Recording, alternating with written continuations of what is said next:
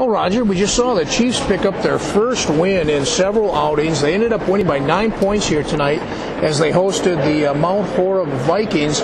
Chiefs get by on the final score of 41-32. Pretty good ball game. I thought they did a good job. They had much better ball control tonight than they've had in the past. Of course, it helped us a little bit when Hernke fouled out, and she was their big scorer coming into this game with an average of 15 points. But the free throws probably were the biggest difference. The Dells sank a nice percentage of their free throws, and Mount Horeb scored almost none. If they would have had equal percentages, it might have been a little bit closer game, but I was still pretty proud of the Dells girls. Well, and we always recognize a number of awards here in the post-game show. And the first one we recognize is the Local Point Turning Point, the all-new Local Point, with their delicious Friday night fish fries, Saturday steak specials, and made-from-scratch breakfast.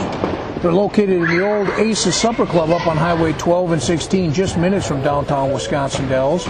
Great food, great fun. Roger, the Local Point turning point of the game tonight, I think, has to be the way we started that third quarter. Heather Conroy just came out, just dominated basically both sides of the ball. The Chiefs took a comfortable halftime lead of one thin point, I believe it was, 16-15. And suddenly we started putting a little bit of breathing space between ourselves and the Vikings, and for that, I think that'll be our Local Point turning point of the game. I think that's right. I think Heather took control of the game in the third quarter. The next post-game award we always hand out is the Kentucky Ford Mercury Workhorse of the Game Award. Heather Conroy had won the last three for the girls' games we did, and tonight she made it 4 in a row. Had 14 points, a lot of rebounds. She had to cover the Vikings' leading scorer in Hornicke, who played out mostly on the key, something that we haven't really seen out of Heather. But she got the job done inside. She got the job done out on the key with Hornicke. Hornicke fouled out. We got to give some of that credit to Heather as well.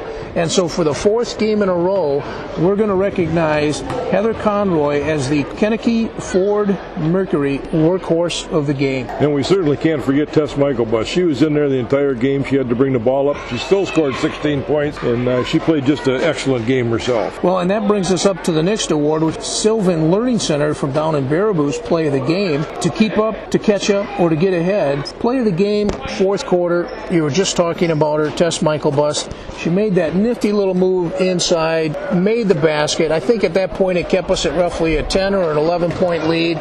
And the Dells maintained their confidence. That was a big thing. They were able to. They knew they were in this game. And our last award, brought to us each and every broadcast on Dells TV by the Shields Fireside and Heating down on Highway 12 in Baraboo. It's the hot hand of the game. The way it started tonight through the first three quarters, I thought this was going to be the Heather Conroy night all the way around. But Tess Myklebust finished with a game-high 16 points, and she shot 5 of 6 from the free throw line down the stretch as the Chiefs maintained that margin right around that double-digit lead all throughout the fourth quarter. And for that, we're going to make Tess Myklebust the Shields' hot hand of the game. And don't forget, she had a lot of responsibility of bringing that ball up when normally Cassie Stowers would be in there trying to bring the ball up with Abby Delmore. But tonight, Tess had to help out, so she had kind of dual responsibilities of trying to do her scoring underneath the basket as a forward, but also to help out Abby Delmore in the guard position a lot. And she come out on the top of the key and did a lot of ball handling too. We always end each and every post game with the Supreme Awards of Baraboo's Honor Roll. Supreme Awards, located in the historic downtown Baraboo district, has served the area with awards and gifts since 1983. Thanks for filling in tonight. It was a pleasure having you help out. It's a shame that Cassie didn't get to play, so you got to call a game for Cassie. Chiefs pick up the 41-32 win, and we'll leave you with the Supreme Awards Honor Roll.